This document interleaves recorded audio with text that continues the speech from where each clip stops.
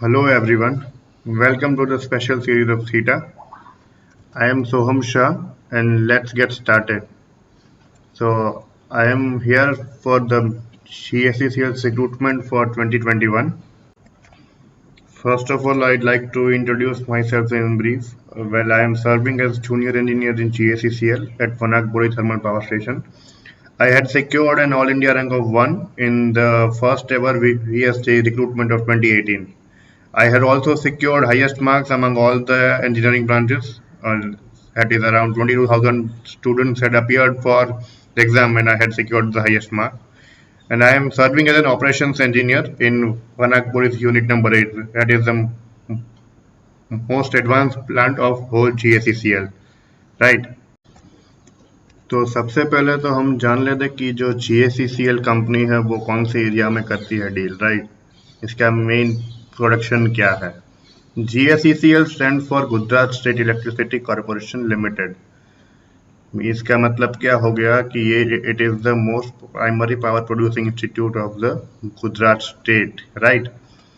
और इसके पास जो इंस्टॉल्ड कैपेसिटी है वो कितने की है, 6776 मेगावाट्स की इंस्टॉल्ड कैपेसिटी है कुल मिला के। इसके पास जो सारे पावर प्लांट्स है वो इन सारी प्लेसेस पे लोकेटेड है, जैसे कि थर्मल प्लांट्स है वो वनाकबोरी में है, गांधीनगर में है, सिक्का में है, उकाई में है। इन सारी प्लेसेस पे थर्मल प्लांट्स है या हाइड्रो प्लांट्स है। यहाँ पे जो गैस बेस्ड प्लांट्स है वो इन सारी प्लेसेस पे है। Solar plants are in this places और विंड के भी प्लांट है अभी इसके पास। गुजरात स्टेट में जो पावर होल्डिंग है वो कुछ इस तरह से है। फर्स्ट ऑफ ऑल जो हेड पे आता है वो है GUVNL। अब इसके अंडर जो पावर जनरेशन वाली कंपनी है वो है GSECL, जिसके ऊपर आज हमारा फुल फोकस रहेगा, ठीक है। इसके बाद जो पावर ट्रांसमिशन कंपनी है वो जेडको आ जाती है। फिर जो पावर डिस्ट्रीब्यूशन की सारी कंपनीज है उसमें आती है PGVCL, UGVCL, MGVCL और DGVCL। इन सारी कंपनीज का जो मेन हेड है वो है GUVNL। Okay, now let's see all the steps of the whole recruitment process. First of all, there will be a newspaper advertisement. फिर उसकी वेबसाइट पे एक नोटिफिकेशन आ रहेगा इन सारी जो पोस्ट है उनके लिए। फिर ऑनलाइन फॉर्म फिलिंग स्टार्ट होगा। फिर आपकी एग्जाम रहेगी। फिर उसकी एग्जाम की प्रोविजनल आंसर की जाएगी।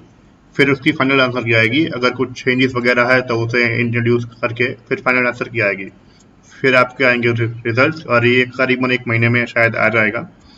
फिर आपका होगा डॉक्यूमेंट वेरिफिकेशन और प्री मेडिकल एग्जामिनेशन और इसके बाद आपको ज्वाइनिंग लेटर्स आ जाएंगे ईमेल के through.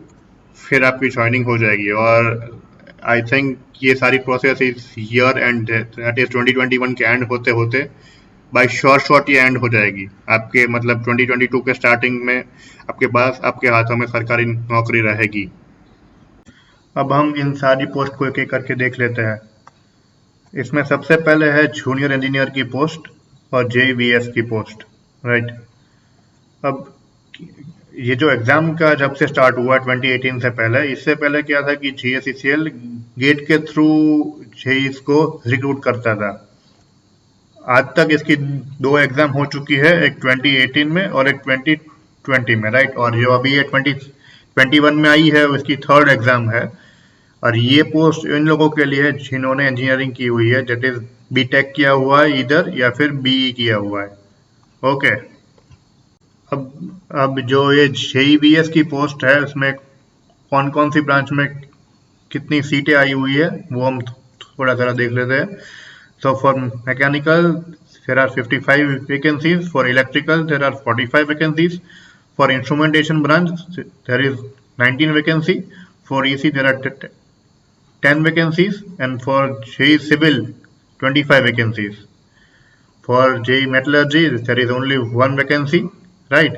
And for all these sum up to give 155 vacancies. It is a huge amount of vacancy and you have a very good chance of getting selected.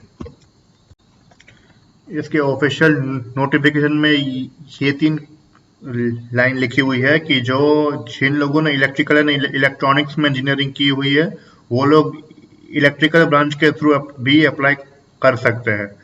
जिन लोगों ने electronics and instrumentation में engineering किया हुआ है वो लोग instrumentation and control के apply करने के लिए एलिजिबल है। राइट। और जिन लोगों ने सिर्फ इलेक्ट्रॉनिक्स में इंजीनियरिंग की हुई है वो लोग इसी के थ्रू भी अप्लाई कर सकते हैं। अब हम थोड़ा इसमें जो सैलरी स्ट्रक्चर के बारे में बात कर लेते हैं। तो इस पोस्ट के लिए आपको फर्स्ट ईयर में आपका पहला साल रहेगा ज्वाइन होने के बाद, उसमें आपको हर महीना 37,000 रुपीज़ मिलने वाला है। Right, 37,000 rupees per month. और एक साल पूरा होने के बाद आपकी सैलरी इंक्रीज हो जाएगी। It will become in second year about 39,000 rupees per month. All right. और फिर थर्ड ईयर में भी आपकी सैलरी इतनी ही रहेगी, वहाँ पे आपको कोई इंक्रीमेंट नहीं मिलेगा। फोर्थ ईयर में भी आपको इतनी सैलरी रहेगी और फिफ्थ ईयर में भी आपकी सैलरी इतनी ही रहेगी। At the end of fifth year you will be earning around 39,000 rupees per month. Okay. और फिर आपके जब 5 साल पूरे होते हैं, इसके बाद जो आपका सैलरी स्टार्ट होगा it will be in the pay scale of 45,400। All right, ये आपका स्टार्टिंग बेसिक सैलरी रहेगा 45,400। ओके। तो अब ये तो सिर्फ आपकी बेसिक सैलरी है, और जो इसके रहेंगे allowances plus allowances it will make your whole salary, total salary आपकी बन जाएंगी। राइट। तो ये इतनी सैलरी आपको 5 इयर्स के बाद मिलने वाली है, जो अभी के आप अगर अलाउंस काउंट कर ले तो वो 40% होते अलाउंस। All right.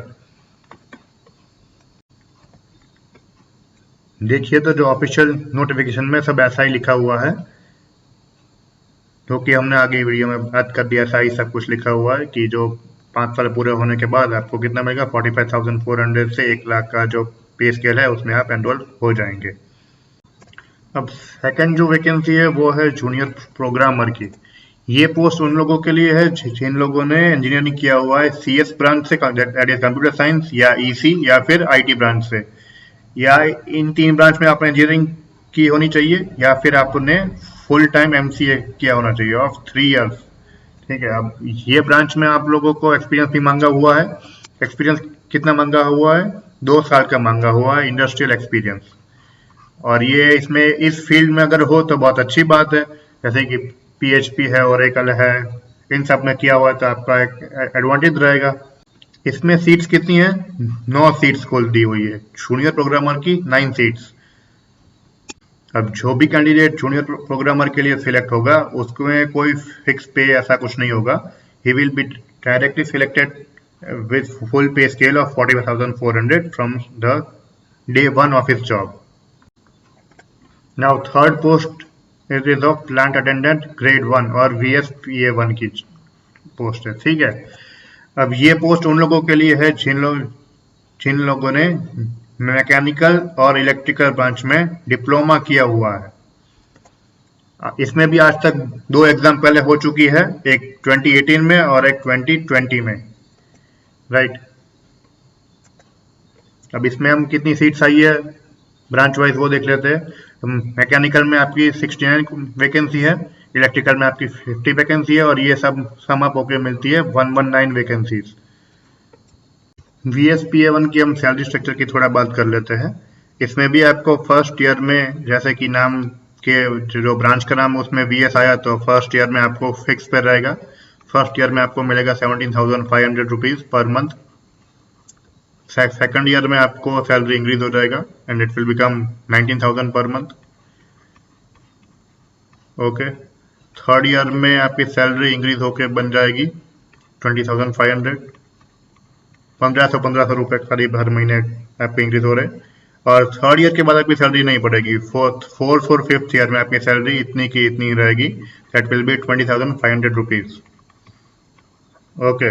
अब जैसे ही आपके 5 साल पूरे होते हैं ऑफ VS, तो क्या होगा, आप फुल पे स्केल में एनरोल होने के लिए एलिजिबल हो जाएंगे। और उस वक्त आपका जो स्टार्टिंग होगा आपका बेसिक पे, वो कितना रह जाएगा, 26,000 रुपीज़ का। 26,000 प्लस अदर अलाउंसेस, जो कि अभी हमने आगे की स्लाइड में देखा कि वो 40% का अराउंड चल रहा है।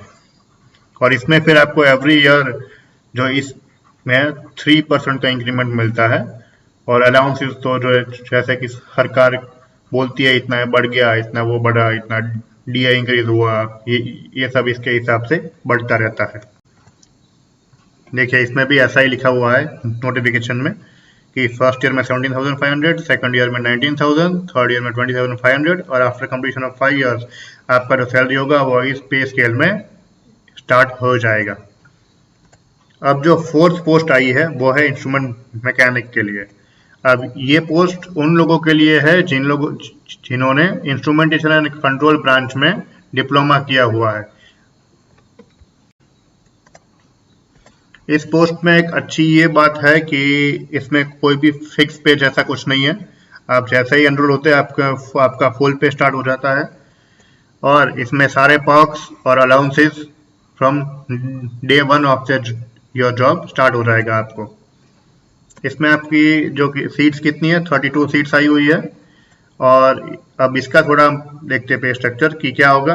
जैसा कि हमने आगे बोला कि starting from day one of your job आपको फुल पे मिलेगा, तो 26,000 plus other allowances in first month, okay, for first year. अब जो ये JEVS की पोस्ट देख ले हम, या PA1VS की देख ले, या फिर इंस्ट्रूमेंट मैकेनिक की पोस्ट देख ले, इनमें एग्जाम की जो पैटर्न रहेगी वो किस हिसाब से रहेगी। तो इन सब में इंग्लिश लैंग्वेज का, गुजराती लैंग्वेज का, GK का, कंप्यूटर का अब बोल रहे तो इनका वेटेज कितना रहेगा, 10% रहेगा। और अपनी जो ब्रांच है आपकी इंजीनियरिंग की, जैसे कि मैकेनिकल है, इलेक्ट्रिकल है, C&I, उन सब का आपका 60% अराउंड वेटेज रहेगा आउट ऑफ 100। ये हो जाएगा 100%। और आज तक ये हमने जो एग्जाम हो चुकी है उसमें ऐसा दिखा है कि जो क्वेश्चन है वो 100, जो क्वेश्चन पेपर में 100 क्वेश्चन आते हैं, ऑलराइट। तो क्या हो जाएगा कि 60 क्वेश्चन तो आपके अपनी ब्रांच के आएंगे, तो ये तो आपके हाथ में ही है 60% जो लेना। बाकी का जो 40% है बस उसके लिए ही करना है आपको मेहनत।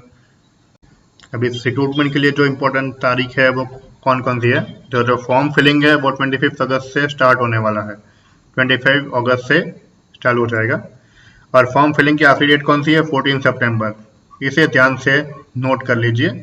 14 सितंबर के बाद आपके हाथ में ये आई हुई गोल्डन अपॉर्चुनिटी मिस हो जाएगी। तो प्लीज़ अश्योर करिए कि आप इससे पहले फॉर्म भर लेते हैं। फिर 1 महीने के बाद करीबन आपका एग्ज़ाम हो जाना चाहिए। आज तक का ऐसा हिस्ट्री में देखा गया है कि एक आध महीने में ही एग्ज़ाम आ जाता है, और एग्ज़ाम के 1 महीने के बाद ही आपके जो मार्क्स मिलने वाले हैं वो भी आ जाते हैं 1 महीने में ही। तो एग्ज़ाम आपकी मतलब हम अक्टूबर के 15 अक्टूबर के अराउंड हम मान सकते हैं कि उस आजू बाजू जो संडे आता है उसमें हम मान सकते हैं कि इसकी एग्ज़ाम हो सकती है अराउंड इस तारीख में। GSCCL की ऑफिशियल वेबसाइट कौन सी है, GSCCL.in। ये लिंक मैंने नीचे डिस्क्रिप्शन बॉक्स में भी ऐड कर दिया है, आप चाहे तो वहाँ से क्लिक कर सकते हैं, इसकी ऑफिशियल वेबसाइट खुल जाएगी। और इसमें आपको करियर सेक्शन में जाना है। कौन से करियर सेक्शन में, यहाँ पे जाके आपको सब कुछ इन्फॉर्मेशन मिल जाएंगी। अब एक सबसे इम्पोर्टेंट क्वेश्चन क्या है कि ये विद्युत सहायक का वर्ड का मीनिंग क्या है, VS या विद्युत सहायक क्यों हम इसे कहते हैं।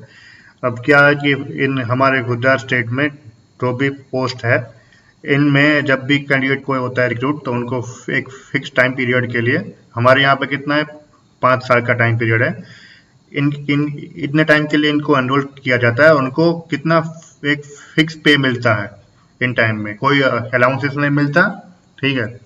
और after completion of VS period a candidate is absorbed as a full time employ of GSCCL। जैसे ही आपका ये फिक्स 5 साल का टाइम है वो पूरा हो जाएगा, उसके बाद ही आपको फुल टाइम एम्प्लॉय काउंट किया जाएगा GSCCL का। इफ़ यू विश के इस टॉपिक के ऊपर या GSCCL के ऊपर मैं और भी वीडियोस बनाऊं कि जो जिससे आपको और इन्फॉर्मेशन मिल पाए, तो प्लीज़ मुझे इन्फॉर्म करिए और कमेंट कीजिए, ठीक है। इससे मैं क्या है कि आपको और सारे वीडियोस बना के इन्फॉर्म कर सकूँगा। अगर आपको ये वीडियो अच्छा लगा हो तो प्लीज़ लाइक करें, शेयर करें।